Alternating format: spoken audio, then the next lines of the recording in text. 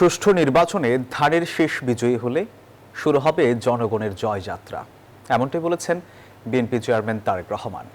বৃহস্পতিবার দুপুরে রাজশাহীর মাদ্রাসা ময়দানে নির্বাচনী জনসভায় এমন আশার কথা জানান তিনি। বলেন, নির্বাচন বানচালে চক্রান্ত চলছে, এমন পরিস্থিতিতে সজাগ থাকতে হবে সবাইকে। ২২ বছরের দীর্ঘ ব্যবধান পেরিয়ে আবারও রাজশাহীবাসীর মুখোমুখি তারেক রহমান। জনতার উচ্ছ্বাসের পাল্টা অভিব্যক্তিতে বলেন, রাজশাহী তার আপন জায়গা। নির্বাচনী জনসভায় বলেন, দেশের মানুষ অনেক বছর ভোট দিতে পারেনি, কিন্তু অধিকার ফিরে পাওয়ার আশাও হারায়নি। স্বৈরাচার পতিত হলেও নির্বাচন আবারও নস্যাৎ করতে একটি মহল ষড়যন্ত্র করছে, তাই সবাইকে সজাগ থাকার আহ্বান জানান তিনি। তারা চলে গেছে যারা ভোটের অধিকার কেড়ে নিয়েছিল। হিউস্টনে রকিং টেস্টি, সীমানা ছাড়াও নিজেকে হারাও। তারেক রহমান বলেন, জনগণের স্বপ্ন বাস্তবায়নের দায়িত্ব দিতে হবে সেই সব মানুষকে যাদের জনগণের প্রতি জবাবদিহিতা আছে।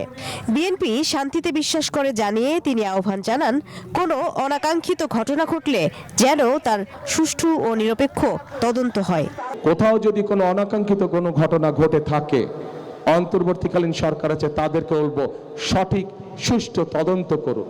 ইনশাল্লাহ আগামী 12 তারিখে ধানের শীষ বিজয়ী হয়ে সরকার গঠন করলে আমরা 10,000 টাকা পর্যন্ত কৃষি ঋণ সুদ সহ মওকুফ করব ইনশাআল্লাহ।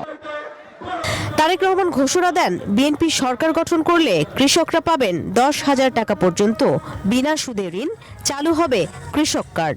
নির্বাচনী প্রতিশ্রুতিতে বড় কোনো মেগা উন্নয়ন নয়, বরং কর্মসংস্থান এবং দুর্নীতি দমনের মতো বিষয়গুলোকে অগ্রাধিকার দেন তারেক রহমান। এরপর নওগাঁর এটিএম মাঠে দিনের দ্বিতীয় জনসভা করেন বিএনপি চেয়ারম্যান।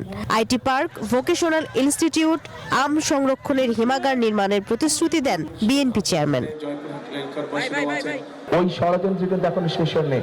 একটা তো পালিয়ে গিয়েছে দেশ থেকে, একটা তো পালিয়ে গেছে, কিন্তু আরেকটা পক্ষ আছে যারা এই দুই পক্ষ আবার আগে থেকে একসাথেই ছিল।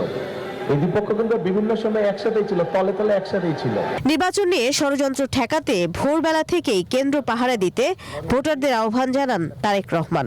বলেন, ষড়যন্ত্রকারী দুই পক্ষই ভেতরে ভেতরে এক। মারুফা রহমান, নিউজ 24, নওগাঁ।